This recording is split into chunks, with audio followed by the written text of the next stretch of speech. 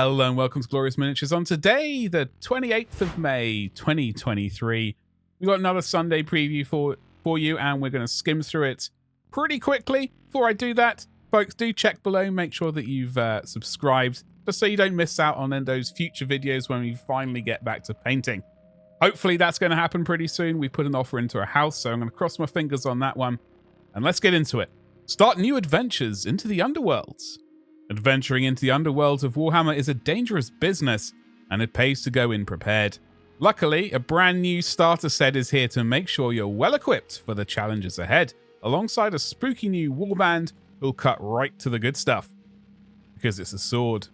Swords cut. Yeah, anyway. Battle Report returns with the first ever pitched battle from the new edition of Warhammer 40,000, and the competitive week caps off with dramatic live coverage of the latest Warhammer US Open event. Did we mention there are more faction focuses to pour over too? But first, some dubious heroes to join the lineup of Blind Box Space Marines. We got the Space Marine Heroes 2023 Death Guard. Okie dokie, so just having a very quick look before we start the reading situation. We've got 7, unsurprisingly, miniatures here. They are all sort of individual character they might not be characters themselves, but they're all individual sculpts. Which I always think is a great thing. I've never actually purchased any of the Space Marine Hero box sets yet. This one does look tempting just from the outset. I reckon it might be quite a fun thing to paint up and open up for this channel. I would love to know, would you like to see that? Would you like to see me do that on this channel? Let me know in the comments below. Okay, so let's scroll down. A new selection of warriors comes to the popular Space Marine Heroes range. This time it's the Pestilent Death Guard. While you'll be able to buy these individually at selected stockists, you can also pick up the whole set in one go with this pack of 8 boxes, which is guaranteed to include at least one of all 7 designs. One of these malodorous characters is the Malignant Plaguecaster, pictured conjuring the flies from his staff, who has previously only been available in Japan. Each miniature comes with a detailed base and doesn't require any glue to assemble. They're a fun collector's piece for fans for the Forces of Chaos, with great additions to any Death Guard army. This is the Malignant Plaguecaster called Pustus the Vile, as in this is the Japanese box art. And yeah, well, I've got a Malignant Plaguecaster somewhere, but I don't have this one. So obviously, I do like this backpack as well. Sort of fly wings, very snazzy. Yes. Okay. So that is that. Then we got Warhammer Underworlds by the looks of it. Jump right into the world of fast-paced tactical arena combat with the new Warhammer Underworlds starter set.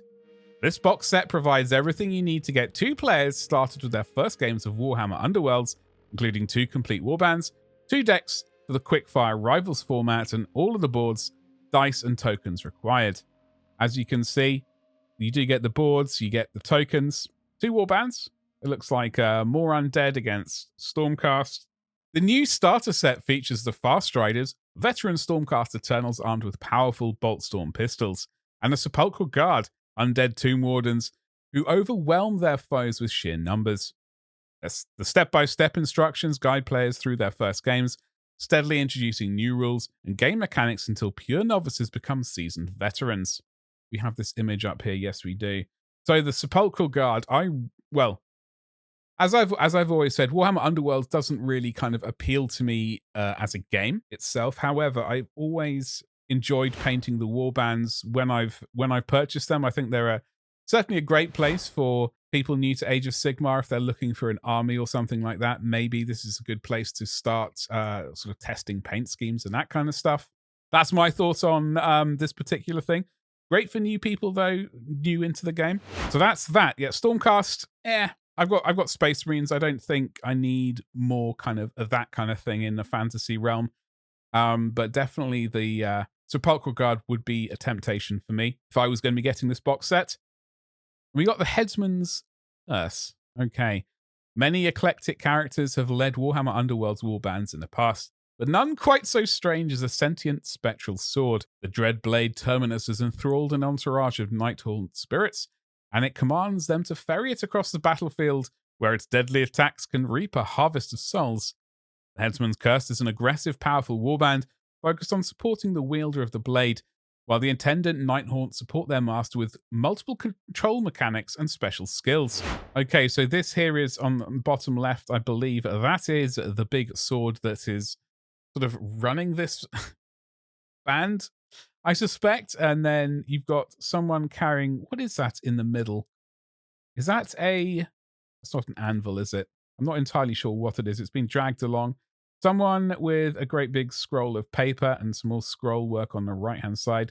Someone sharpening a sword as well.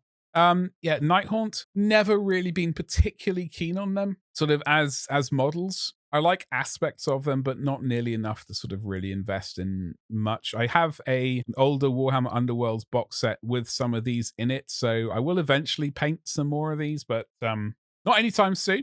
But this could be quite a fun warband, I suspect. With the Void Curse Thrall's Rival deck. Okay. Unlock new strategies in the exciting Rivals format with the Void Curse Thrall's deck, comprising 32 cards usable by any Warhammer Underworlds warband. This deck spreads the dreaded Void Curse to your fighters, allowing them to use powerful Gambit cards that are especially potent in the hands of aggressive warbands. I have no idea what any of that means. They're all words, but yeah, more cards, I guess. You got Yndrastra. Okay, enjoy the pronunciation there. The Celestial Spear follows Sigmar's chosen huntress as she tracks a deadly monster from the deep in Yndrastra. The Celestial Spear by Noah Van Nugen. And I butchered that name as well, I'm sorry. Their merciless fighter is terrifying as the beast she slays, but she'll have to learn how to rein in her ferocity when the hunt for a deadly kraken forces her to cooperate with a nomadic human tribe who are just as wary of her as they are the monster. Okay, so we got a book. This breathtaking limited edition is wrapped in a gorgeous soft-touch cover featuring a sculpted visage of Yndrastra herself, foil effects on the spine and back cover, gilt page edges, and a gold ribbon page marker. Each book is individually numbered and signed by the author and limited to just 1,250 copies. Okay, so if that's your jam, you've got 1,250 chances. Kane, Choose Your Enemies, audiobook, Ball of Damnos audiobook.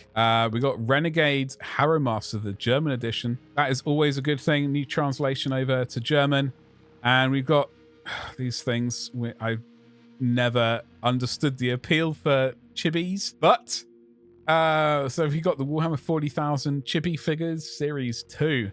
We've got 5 of these things. Okay, I assume people buy them. Decorate your painting desk with the second series of Warhammer 40,000 chibi figures from Bandai. This time expanding the range with adorable takes on Inquisitor, a Commissar, Tempestus Scion, a Blood Angel Space Marine, and certain head-swinging Crimson Fist you may remember from the classic Road Trader rulebook. Each bag contains 1 random figure, and you can pick up a whole pack of 20 if you want to be sure you get the whole set. Okay then, well, and then you get all the Warhammer Plus stuff. As always, scroll right up to the top again. Okay, so that's wrapped up the preview for this coming week. Folks, what are you interested in? Is anything here remotely taking your fancy? I potentially might get the Death Guard Heroes. I'm going to and ah about that. I'll see what people in the comments say below, and if that's a sort of project you might like me to do. Otherwise, I'm tempted to eventually get back to my plan of getting the combat patrols and painting those up. That is like a long-term plan of mine. I would like to do it, but obviously got to wait for this house to get purchased. I'm really held up by that, and I do genuinely appreciate everyone supporting this content while I'm in this sort of situation. Things shall get better, and I look forward to doing that for everyone. And that's all I got to say. Make sure you subscribed, hit the bell for notifications, liked, all of that jazz. I'll see you in the next video. Thank you, and goodbye.